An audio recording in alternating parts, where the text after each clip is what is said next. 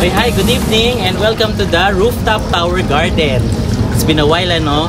Pero ngayon maganda pag-uusapan natin. Ito ay ang isa sa mga lumang halaman na kilala ko. Ito ay ang fortune plant.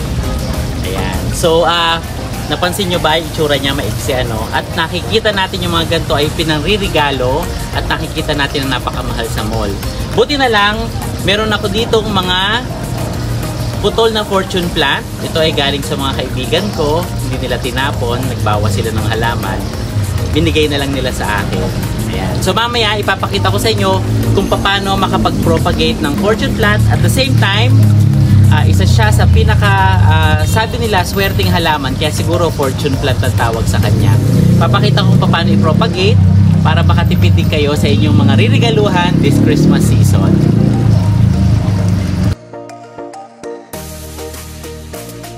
So ito yung ganito yung propagation. So ito, make sure na bagong putol or buhay yung trunk na lalagariin nyo.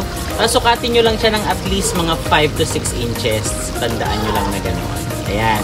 Tapos before, ang ginagamit ko lang manual na lagare.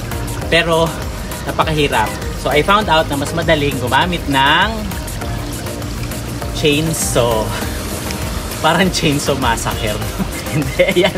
Chainsaw. So, be careful lang ha kung may mga batang nanonood. Make sure na meron kayong mga adult na nagsusupervise sa inyo para gumamit ito.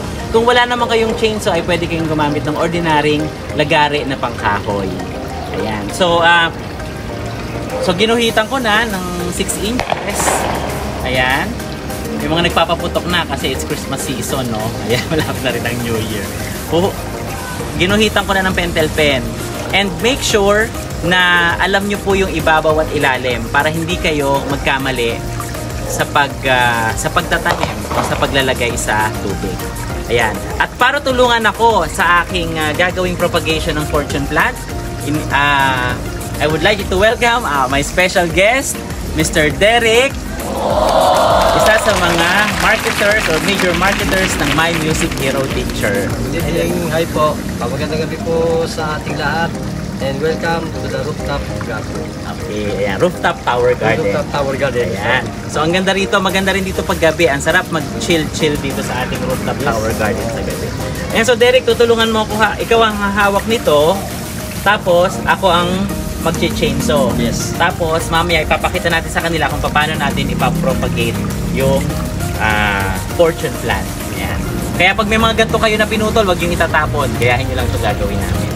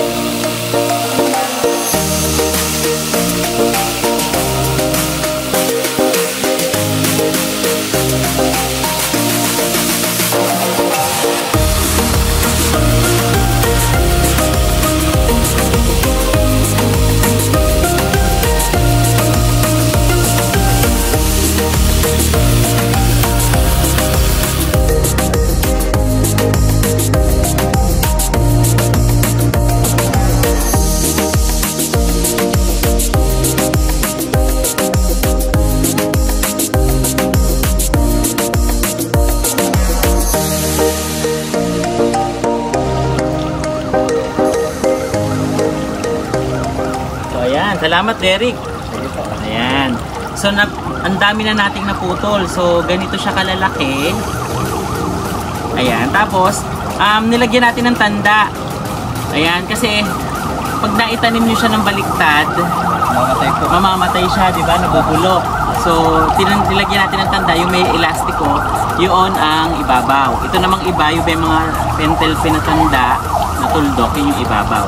So, ang gagawin lang natin, kukuha tayo ng mababaw na pinggan o bilao o lalagyan. Kasi pag hindi natin pwedeng ilagay yung tubig hanggang dito, dapat hanggang dito lang. Ayan, so itatayo natin siyang ganyan. Ayan, tayo natin, Derek. Ngayon kung tutumba man siya, talian nyo na lang as a whole. Talian nyo lahat. Ito may isang matangkad kasi may nag-request na gusto raw niya medyo matangkad na sa kanya. Ayan, magandang tingnan yan. Ayan. So, ganyan. So, lalagyan nyo lang siya ng tubig. papalitan nyo ng tubig everyday. Kahit buhusan nyo lang ng tubig, tatapon naman yung tubig sa gilid ng bilao eh. Ngayon, pag siya ay umusbong na, magiging ganito ang itsura niya. So pwede na siyang ilagay sa isang magandang paso. Sige Derek, lagyan mo na ng tubig. Yan. Pwede nyo siyang ilagay sa isang magandang paso. Lagyan nyo ng mga pebbles or lagyan nyo ng parang jelly na lumalaki sa tubig. Alam ko healthy rin yung panghalaman. At maganda nyo ng pangregalo. Alam nyo ba magkano isang ganito sa mall? Lumalo 300 to 400 yung isang ganito, isang piraso lang. Pero yung mga malalaki, 1,000 po ang halaga. So marami na tayong maririgaluhan nito. Meron pa akong mga ikakat dito. So ilalagay lang natin siyang ganyan. Tapos make sure na ganyan lang po ang tubig natin. Mababa lang. Kasi pag tumaas po yan, mabubulok. Ngayon para hindi naman po siya tumumba, pwede natin siyang talian. Mamaya hingi tayo ng tali kay Derek para talian natin siya. Medyo ingat lang po sa paggamit ng chainsaw, no? Napakabilis pong gamitin ng chainsaw versus yung lagaring kahoy po. Yan, so ganyan po yan. Ngayon may puputulin pa tayo pero hindi ko na po ipapakita sa inyo. Ito po. Ayan, ito naman medyo pag sa mall nyo rin binili ito, napakamahal po nito. Di ba Derek? Ayan.